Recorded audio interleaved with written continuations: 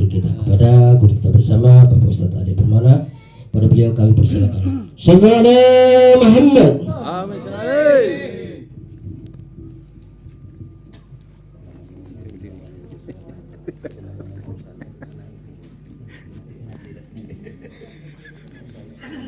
أعوذ بالله من الشيطان الرجيم بسم الله الرحمن الرحيم السلام عليكم ورحمة الله وبركاته.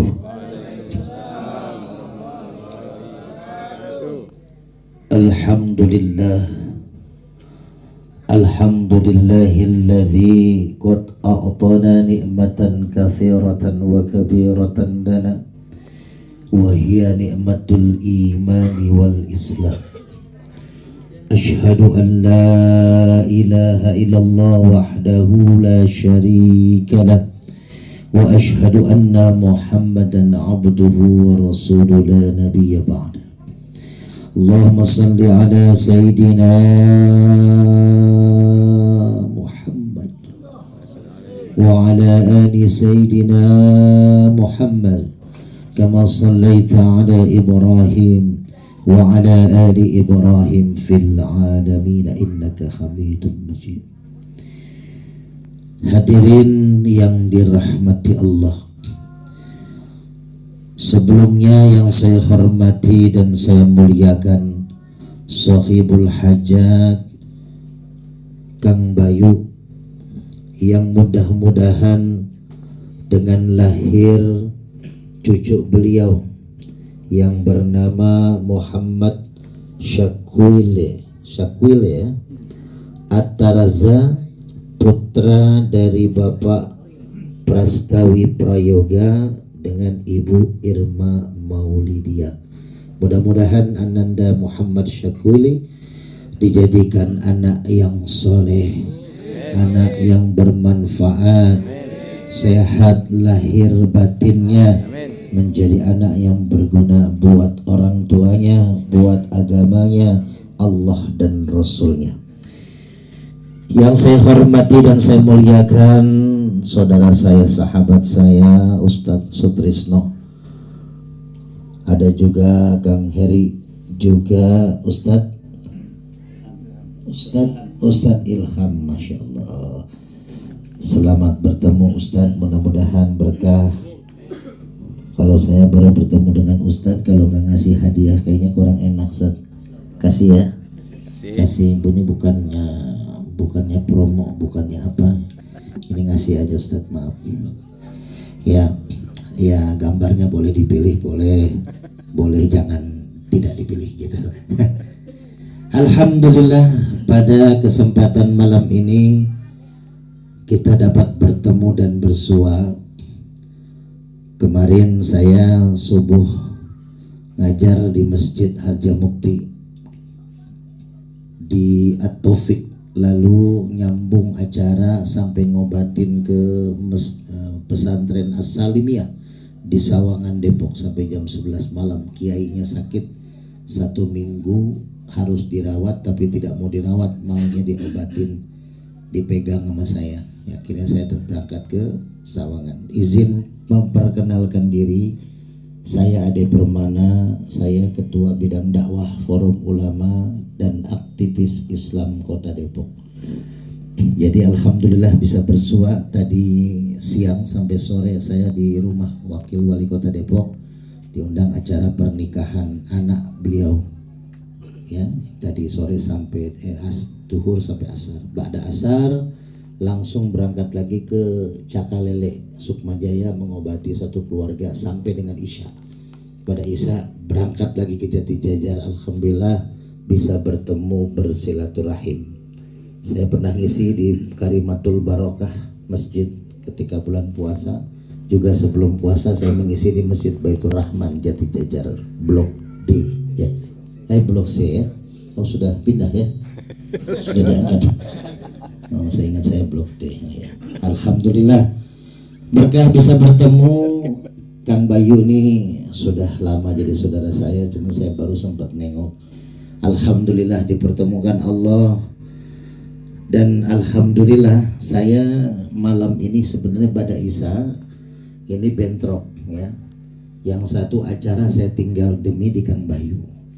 Ya, saya ada acara juga di Malaysia sebenarnya malam ini. Upin Ipin juga sunatan, cuman saya nggak datang. Ya, saya lebih milih di Kang Bayu. Ya, gitu. Jadi alhamdulillah Kang Bayu berkah kita pertemuan ini.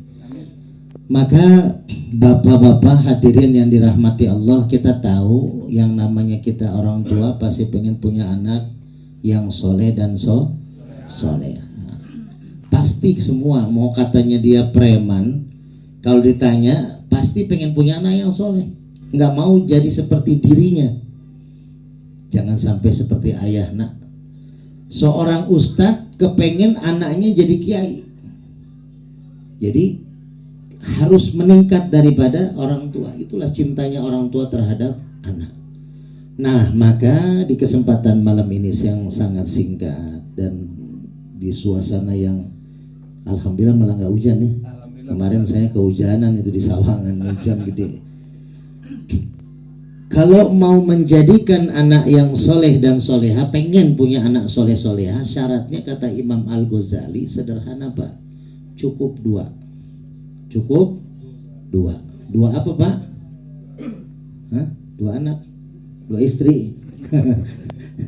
Cukup dua syaratnya. Pertama, tarbiyatul aulad qablal wiladah, pendidikan anak sebelum anak dilahirkan. Yang kedua, tarbiyatul aulad ba'dal wiladah, pendidikan anak setelah anak dilahirkan. Yang jadi pertanyaan Ustadz, kalau anak sudah dilahirkan gampang mendidiknya, kelihatan gitu barangnya ya. Mau diajarin jalan, merangkak. Tadi siang jam 2 siang anak saya yang keempat, saya punya anak udah 4 Pak. Yang pertama laki-laki, yang kedua laki-laki di pesantren Purwakarta Mondok.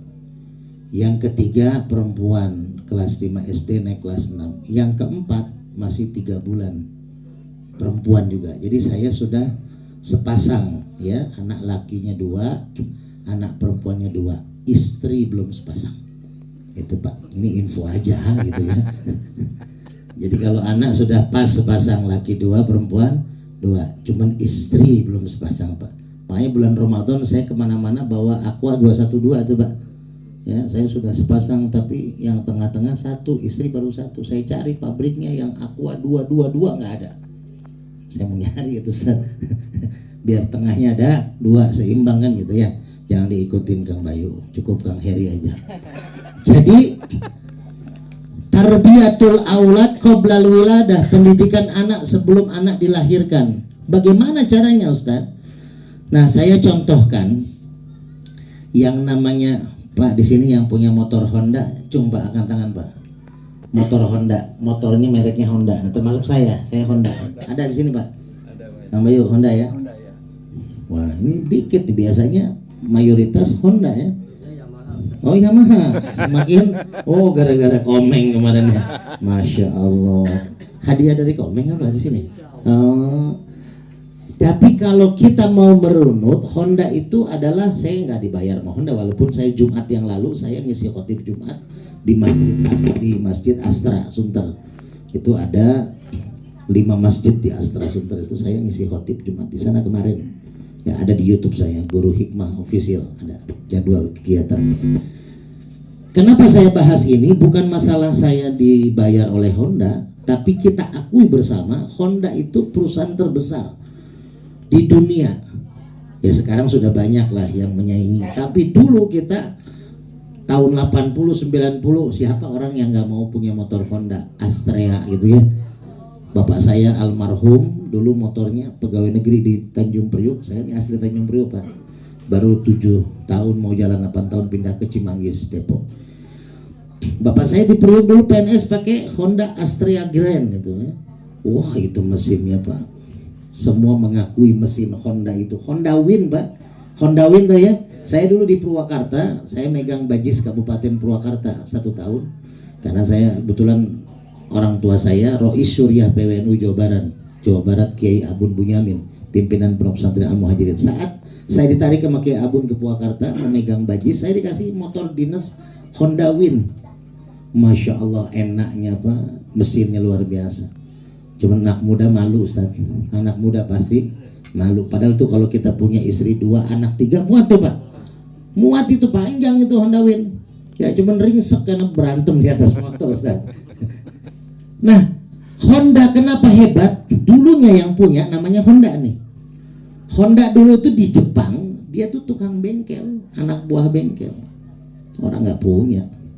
Ya, cuman dia hebatnya mempelajari ilmu-ilmu perbengkelan tentang mesin. Dia bikinlah mesin dan dia berikan namanya dia di dalam mesin itu menjadi nama merek Honda terkenal. Nah, Honda, kenapa sekarang orang beli motor, beli mobil merek Honda? Karena pabriknya diakui ISO ya, itu dunia kelasnya. Jadi kalau pengen punya anak yang soleh Pak, yang pertama apa? Cari pabriknya dulu. Pabriknya anak siapa Pak? Ibu, emak. Ya. Jadi perempuan itu adalah pabriknya.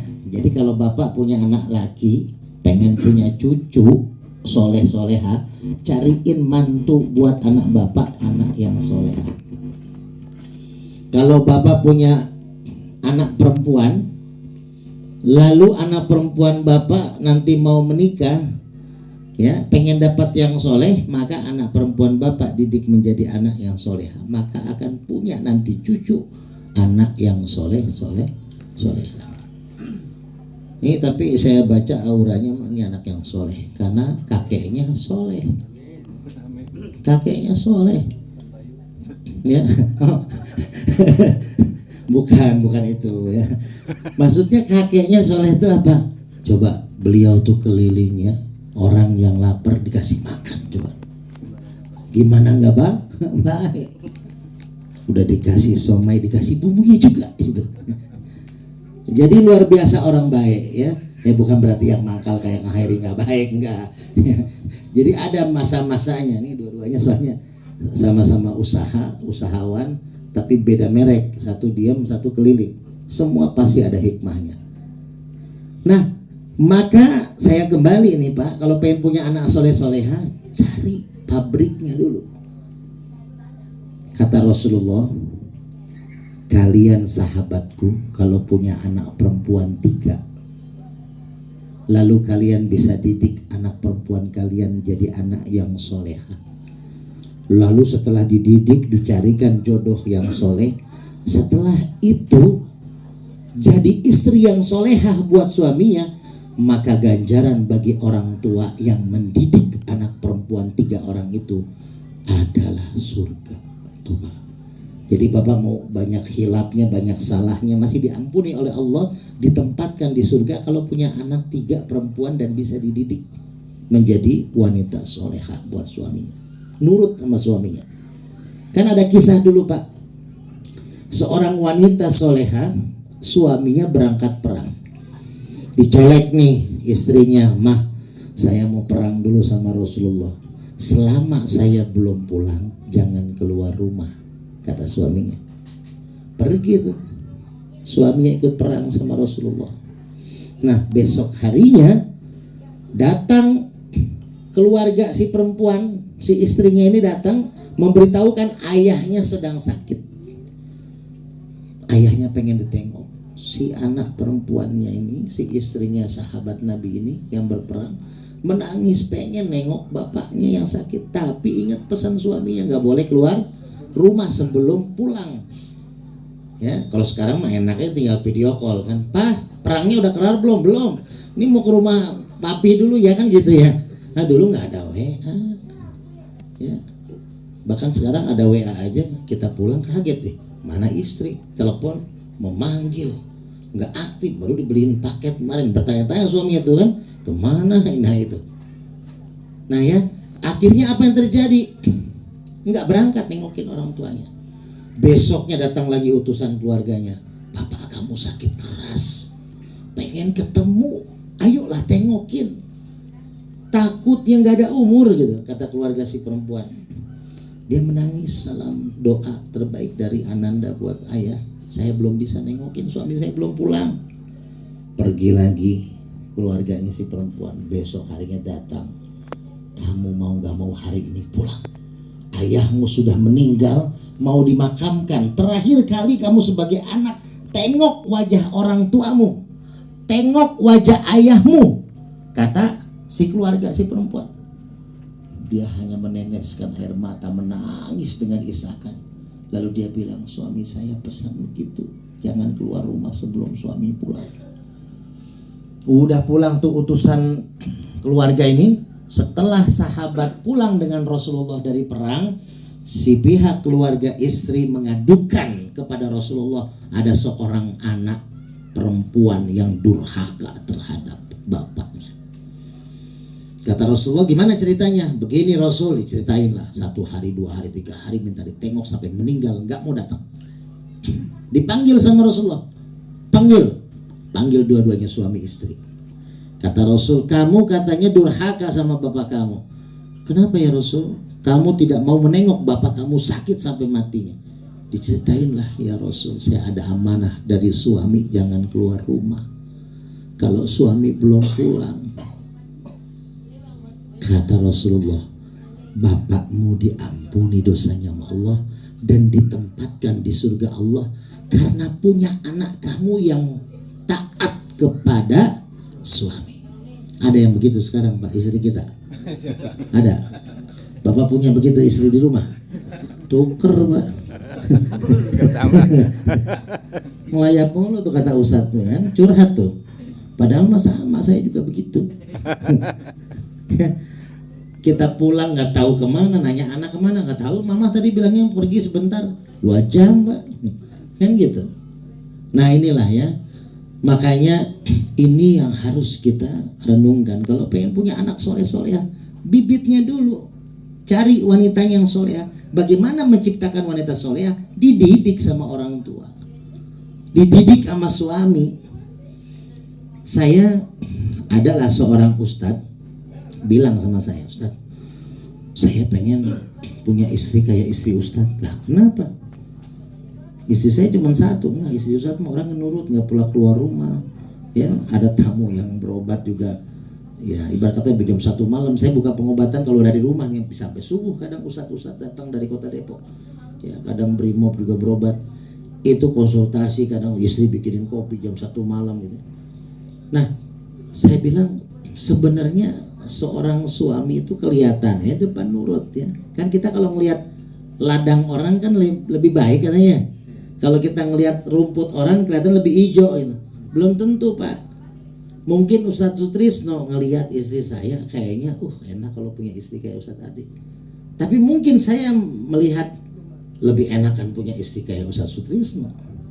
Kan begitu orang mah. Anak pun begitu melihatnya. Makanya apa? Kalau kita mau bersyukur, coba tengok Pak, istri kita kalau tidur malam. Kalau kita lagi jengkel sama istri nih, ya, karena istri itu kan gimana cerminan suami. Suami ngebimbing bisa nggak?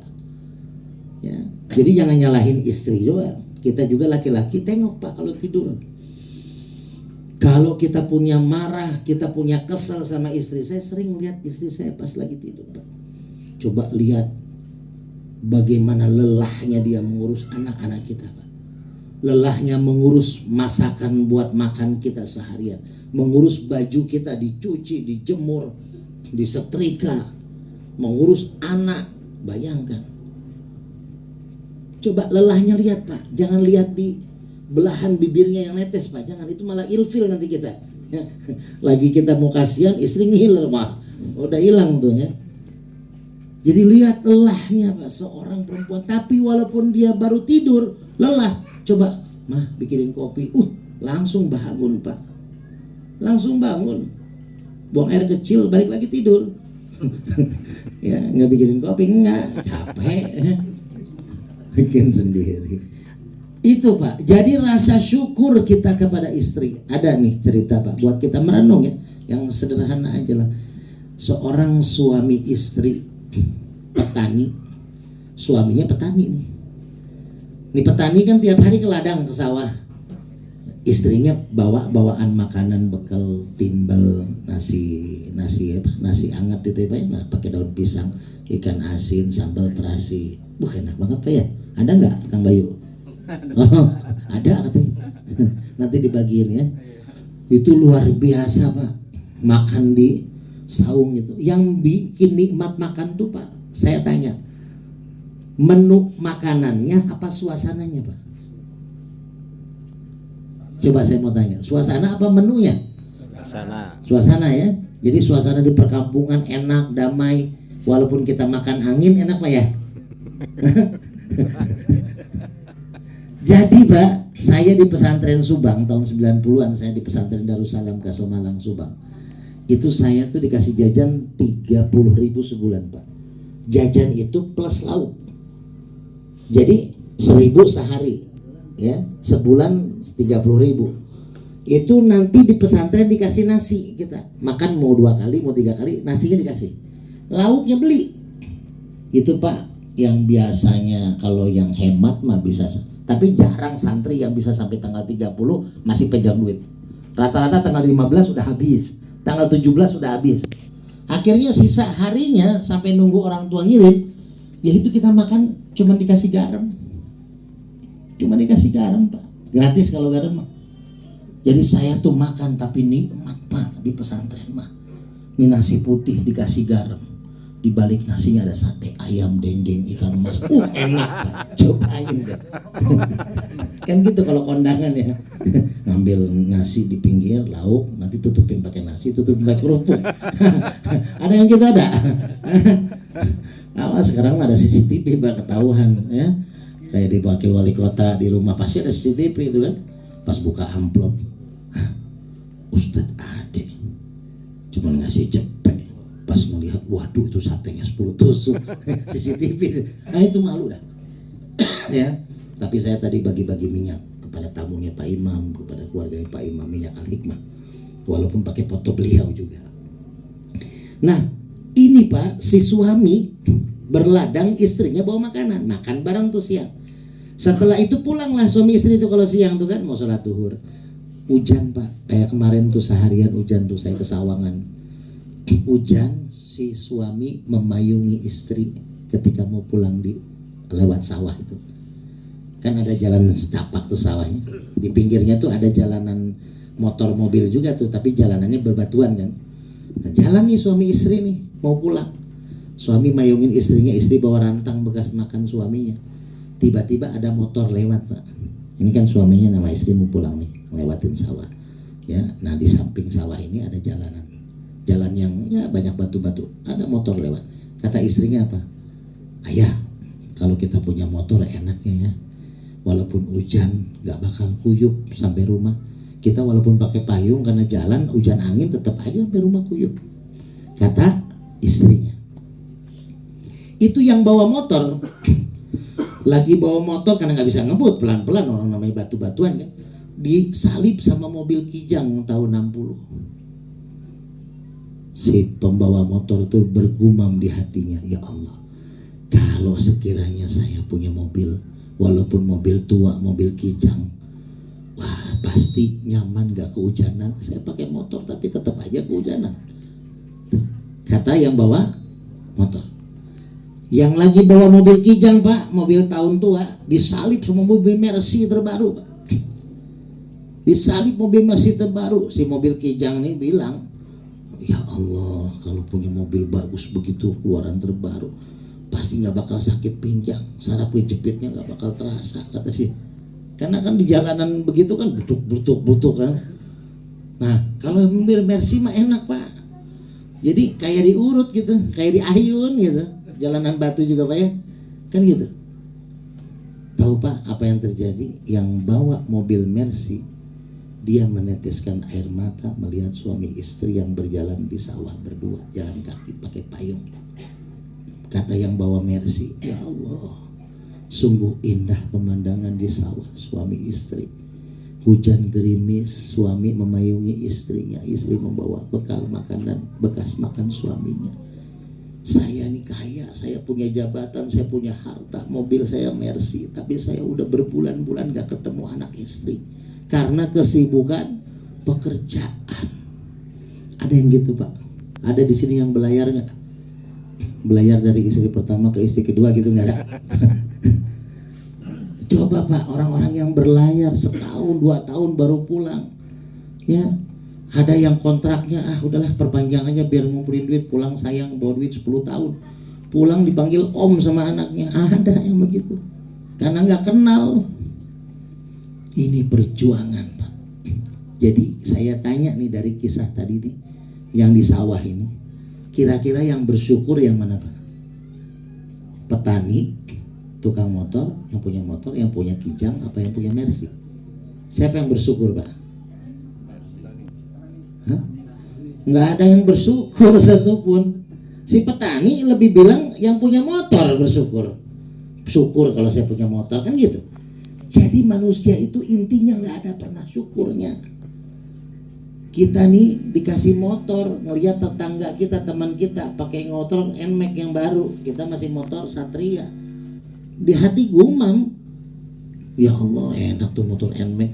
Bulan depan dapat rezeki kebeli NMAX, nggak bakal bersyukur lagi Pak. Ketika ngelihat tetangganya beli mobil, itu. Jadi nggak ada syukurnya kita nih Pak. Kurang bersyukur. Siapa seorang sahabat, bukan sahabat Nabi ya, sahabat ulama, beliau terkenal mengeluarkan anekdot buku-buku lucu. Siapa Pak? Ada 1001 kisah humor Abu. Nah, Ustadz yang jawab, jadi Ustadz udah dapat hadiah minyak. Tadi saya nunggu jawaban dari yang lain, saya kasih hadiah minyak. Abu Nawas pernah satu saat di depan teras rumahnya tuh sedang mencari sesuatu Pak. Tetangganya bilang, Abu Nawas lagi ngapain kamu? Saya lagi cari cincin saya hilang. Ini dari tadi saya cari nggak ketemu-temu, kata Abu Nawas. Lalu tetangganya merasa peduli, dia samperin kan. Saya bantu nyari deh. Bantu nyari sama temannya tuh. Udah sejam, keringetan udah cari satu titik ditandain. Kok nggak dapet sih? Emang kamu hilang cincinnya di mana? Dalam rumah. Kaget temennya, udah sejam kamu udah tahu di dalam rumah hilangnya, kenapa nyari di luar rumah? Kata Abu Nawas apa? Itulah kita. Kita ini kadang ya mencari solusi di luar rumah, padahal solusinya ada di dalam rumah. Suami ini puyeng, aduh di rumah ngelihat istri ngomel mulu, anak minta jajan mulu, udah keluar aja ngopi. Pulang jam 2 pagi, ya, pulang subuh. Coba tengok itu Pak yang saya ajarkan. Malam ketika tidur, lihat anak-anak kita Pak. Lihat istri kita raut telahnya, lihat anak kita walaupun ngomel seharian minta ini minta itu. Lihat dia adalah kita. Dia darah daging kita. Dia sakit, kita lebih sakit. Makanya ada istilah kalau anak panas kita buka baju kan, kita tempelin badan anak kita ke badan kita biar turun panasnya tuh. Padahal nggak ada diketahui sama orang medis kan. Tapi ternyata apa Pak? Turun panasnya. Coba kalau nggak percaya. Saya sering praktekin ke istri saya tuh kalau lagi panas. Ya, ke istri Pak, kalau ke anak males ya. Tugas istri udah.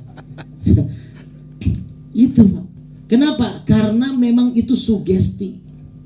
Pengobatan itu sugesti Pak. Waalaikumsalam. Assalamualaikum warahmatullahi wabarakatuh. Sehat. Alhamdulillah, afwan ana duluin ya. Berkah selalu. Ya, nanti kita didoain sama Habib Ali biar berkah. Jadi intinya Pak, bahwasanya kita hidup harus bersyukur. Kata Imam Al-Ghazali, tarbiyatul aulad qoblal wiladah. Ayo kita bimbing dulu anak dengan cara apa? Cari bibitnya. Bahkan kalau ini panjang lagi tablik akbar saya ceritain lagi. Kalau pengen punya anak soleh kayak Nabi Ismail, seperti apa syaratnya? Nah itu ada ceritanya.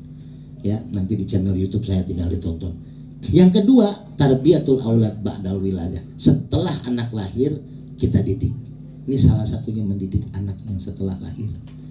Dengan cara apa? Orang tuanya, kakeknya, keluarga besarnya mengundang kita baca sholawatan, baca berjanji, ya, baca ratib, baca doa, baca zikir. Wah, ini luar biasa, Pak. Iyyaka na'budu wa iyyaka nasta'in. Itu Fatihah yang kita baca terus.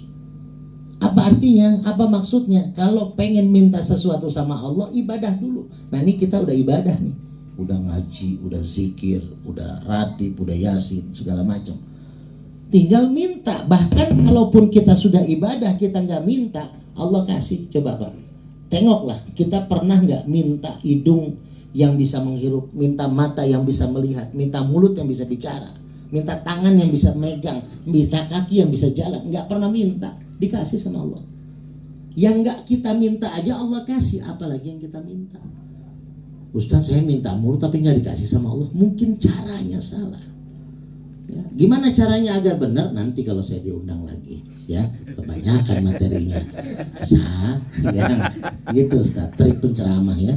Padahal mah bahannya memang lagi nyari lagi gitu.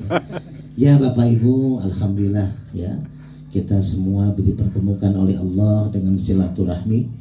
Mudah-mudahan silaturahmi ini menjadikan asbab keberkahan kita, asbab Allah ampuni dosa-dosa kita, asbab kita akan diberikan rumah tangga yang sakinah, mawaddah, warahmah, anak-anak yang soleh dan soleha, khususon daripada cucunya Kang Bayu Muhammad Syakwile Ataraza. Mudah-mudahan jadi anak yang soleh, yang berkah, yang taat kepada Allah dan Rasulnya, taat pada orang tuanya, dan berbakti berguna buat bangsa dan negara juga agama. Amin. Saya mohon maaf apabila ada khilafan. Sekurang lebihnya saya ingin menitipkan doa terbaik buat kita yang kita bisa jadikan amalan buat kita, yaitu kita perbanyak membaca ayat kursi setiap kita mau tidur. Ayat kursi ini bukan hanya permasalahan banyak hikmah di dalamnya, makna di dalamnya, tapi ternyata ini benteng terkuat. Ayat kursi dan satu daripada Asmaul Husna, ya Jabbar, ya Qahar. Itu benteng.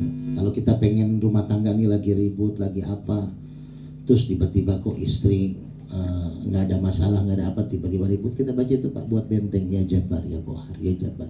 Saya malam Jumat kemarin ngobatin di Sentra Medika. Ada ibu-ibu dari Ustadz Ngandang Masjid Baitur Rahman.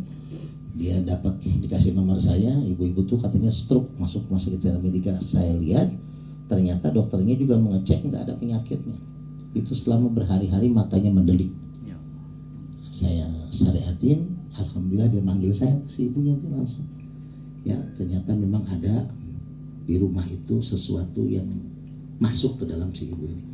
Nah, hal seperti itu gaib tapi nyata gitu. Ya, karena kita beriman kepada yang gaib. Maka salah satu benteng terkuat di rumah kita, ya, jangan dikit-dikit ke dokter. Bukan saya banyak dokter Pak. Di Sukmajaya itu dokter Aceh Elviadi itu sering bawa pasien ke rumah saya, bahkan beliau sering konsultasi ke saya. Kalau penyakit saraf kejepit, stroke pasti dilarin ke saya. Nah, minyak saya pun dijual sama dia. Jadi dokter banyak kenalan saya, tapi saya selalu bilang sama para dokter itu, ya, yang pertama kali seharusnya kita bentengin adalah keluarga dengan Asmaul Husna kita, wabil sus dengan ayat kursi, kulhu, al-falaq, anas, dengan ya Jabbar ya Qahar. Itu Pak, saya ngobatin santet teluh tuh salah satunya dengan itu. Banyak ya ayatnya, tapi salah satunya dengan ya Jabbar ya Qahar. Baca 1000 kali kalau malam. Kalau ada hawa panas di rumah kita Pak, ini hawa panas banget, pernah kan ngalamin gitu Pak ya? Baca Pak 1000 kali Pak, ya Jabbar ya Qahar, ya Jabbar, sambil kita nyalain AC 1 PK, ya Jabbar ya Qahar, ya Jabbar, nyalain kipas angin, ya Jabbar, adem adem. Ya Pak ya. Jadi insyaallah saya kasih titip hadiah, yaitu ya Jabbar ya Qahar buat benteng kita Pak. Jadi kalau anak rewel apa, kita kasih air minum, ya Jabbar ya Qahar. Istri rewel, baca ya Jabbar ya Qahar, kasih air, kasih duit segepok, selesai. Itu saja, wabillahi taufiq wal hidayah, walafu minkum. Assalamualaikum warahmatullahi wabarakatuh. Waalaikumsalam warahmatullahi wabarakatuh. Alhamdulillahirabbil alamin. Hadirin, demikian tadi tausiah singkat dari guru kita bersama. Mudah-mudahan dapat menambah keilmuan kita, wawasan kita, keilmuan kita untuk terus bersama-sama hidup di masyarakat dengan bahagia.